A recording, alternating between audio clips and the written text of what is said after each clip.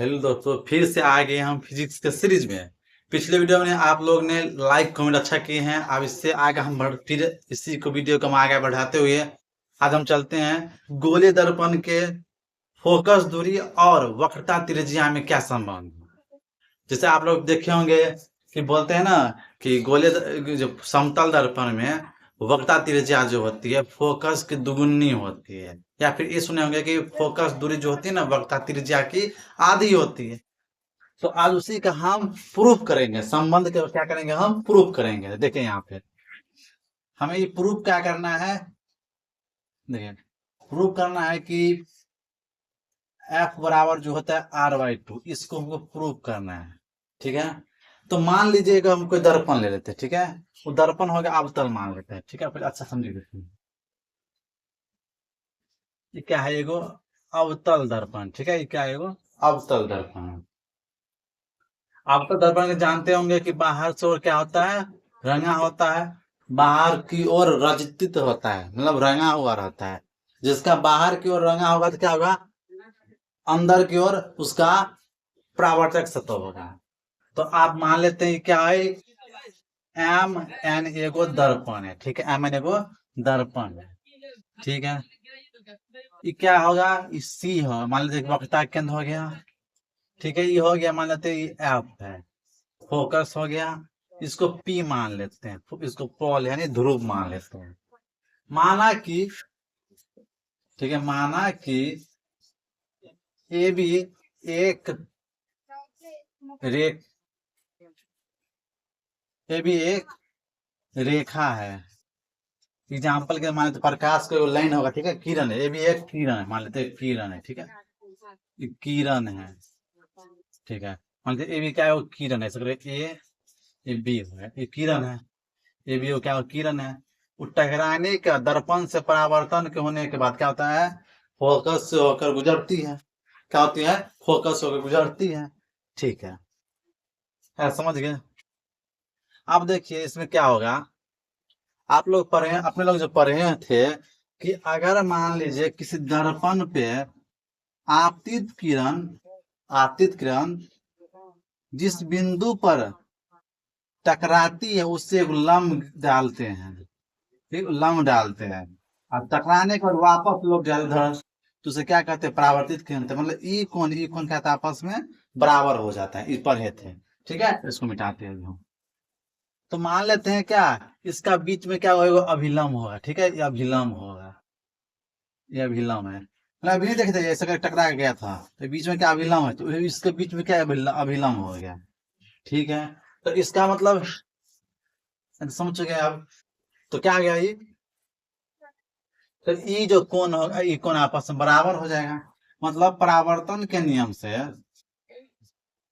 परावर्तन के नियम परावर्तन के नियम से चलेंगे तो क्या हो गया कि एंगल ए बी सी बराबर एंगल बी सी एफ आपस में बराबर हो जाएगा। ठीक है, और हम लोग पढ़े हैं कि एकांतर कोण आपस में बराबर होता है, मतलब ई कोण आपस में बराबर हो जाएगा। मतलब एंगल ए बी सी जो होगा, angle B C, sorry minute गया, एंगल ए बी सी बराबर हो गया क्या, यहाँ पे गलती लिखा दी। ठीक है, ई कोण के जब बराबर हो गया तो क्या, एंगल ए बी सी बराबर हो गया एंगल सी बी एफ के, सी बी एफ के हो गया। ठीक है, एंगल सी बी एफ के बराबर हो गया। और देखिए यहाँ पे जब ई कोण के बराबर क्यों नहीं होगा, क्योंकि एकांतर कोण आपस में बराबर होता है, एकांतर कोण आपस में बराबर होता है, इसीलिए क्या हो गया, एंगल बी सी एफ आपस में बराबर हो गया। क्यों बराबर हुआ, क्योंकि एकांतर कोण आपस में बराबर होता है। एकांतर कोण आपस में बराबर हो गया। ठीक है, यहाँ पे चल गया, तो इसका मतलब ये हुआ कि जहां पे ए बी सी होगा वहां पे क्या बी सी आप लिख सकते हैं हम लोग, तो इसलिए इसको लिख सकते हैं एंगल सी बी एफ बराबर क्या हो गया, एंगल बी सी एफ। मतलब देखिए एंगल सी बी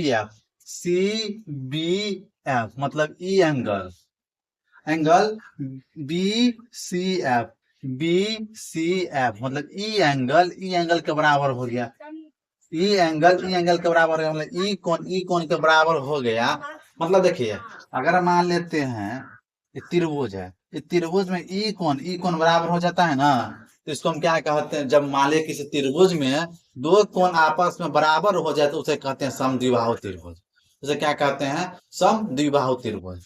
तो इसका मतलब है कि ई कोण आपस में बराबर हो गया, तो जिसके अंतर्गत ई जो कोण होगा, इसे ई जो भुजा होगा, ई भुजा आपस में बराबर होगा, आधार कोण पर जो बना होगा भुजा उससे क्या कहेंगे हम, आपस में बराबर होगा।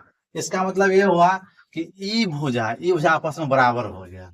इसका मतलब हो गया क्या, ई भुजा के बराबर हो गया, क्योंकि ई दोनों क्या हो गया, आपस में बराबर हो गया। तो इसका मतलब क्या हो गया, इसका मतलब ये हो गया कि त्रिभुज बी सी एफ जो है समद्विबाहु है। क्या है, समद्विबाहु है, समद्विबाहु है। त्रिभुज बी सी एफ क्या है, समबाहु है। तो इसीलिए क्या हो जाएगा, इसलिए क्या हो जाएगा ये, इसलिए क्या हो जाएगा, भुजा सी एफ बराबर हो जाएगा एफ बी, सी एफ बराबर हो जाएगा एफ बी। ठीक है, यहाँ समझ चुके बात। अब देखिए अगर इसमें क्या देखेंगे, अब तो ई भुजा तक समझ गए हम, मतलब ई एंगल के बराबर हो गया। अब देखिए मान लेते हैं कि ये जो बी वाला पॉइंट जो है, बी वाला पॉइंट, ये जो बी वाला पॉइंट यहाँ पे मान लेते हैं बहुत पी के नजदीक में, बी जो है पी के बहुत नजदीक है। क्या होगा, बहुत नजदीक है, बी जो है पी के बहुत नजदीक है मान लेते हैं। तो इसका मतलब हो गया कि ई बी जो है यहाँ पर हो सकता है मान लेते हैं। ठीक है, ई मान लेते हैं यहाँ पर होगा, इसका मतलब है कि इसका लंबाई एफ बी की लंबाई पी एफ के बराबर हो सकता है। मतलब जब ई बी इसके बहुत नजदीक हो गया तो मतलब ई जो लंबाई होगा, ई लंबाई आपस में बराबर हो जाएगा। इसका मतलब क्या होगा, एफ बी जो होगा, एफ बी वो पी एफ के बराबर हो जाएगा, बहुत नजदीक मतलब क्या, बराबर हो जाएगा। इसका मतलब मान के चलेंगे बराबर हो गया। तो अब देखिए यहाँ पे एफ बी हो गया पी एफ के बराबर, एफ बी हो गया पी एफ के बराबर। लेकिन अब यहाँ पर ध्यान दीजिएगा, ई जो है इसके बराबर हो गया, लेकिन ये जो सी एफ जो है, सी एफ बराबर क्या हो गया यहाँ पे, सी एफ बराबर हो गया क्या यहाँ पे, जो सी एफ है वो क्या है, एफ बी के बराबर है, एफ बी के बराबर। लेकिन एफ बी जो है किसके बराबर है, एफ बी जो है क्या है, पी एफ के बराबर। यहाँ पर देखिए सी एफ जो है एफ बी के बराबर है, तो क्या है एफ बी किसके, पी एफ के बराबर है। इसका मतलब कि एफ बी जहां होगा वहां पी एफ लिख सकते हैं। मतलब सी एफ बराबर क्या हो सकता है यहाँ पे, पी एफ, क्या हो गया यहाँ पे, पी एफ हो गया। समझे बात। तो अब यहाँ पर ध्यान दीजिएगा, अगर हम सीपी की बात करते हैं, सीपी, तो सीपी बराबर क्या हो सकता है, सीपी बराबर क्या हो सकता है, सीपी यहां से यहां तक होगा, सीपी जो यहां से यहां तक होगा, तो सीपी यहां से होगा, क्या होगा इसमें जुड़ा है, इतना दूरी जुड़ा होगा। क्या होगा, C F plus P F है।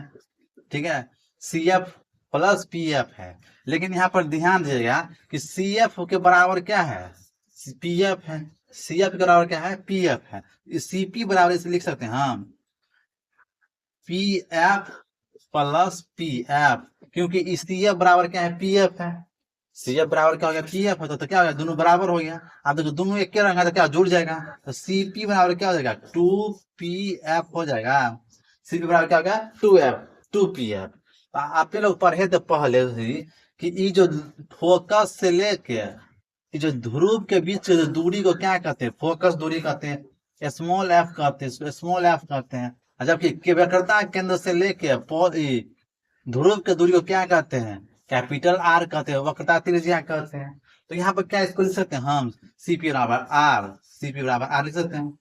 टू होगा पी एफ का मतलब क्या लिख सकते हैं, यहाँ पर सुन लीजिए, सीपी क्या है, आर है, पी एफ क्या है, पी एफ क्या है, ओके स्मॉल एफ है, मतलब फोकस दूरी है, एफ हो गया यहाँ पे।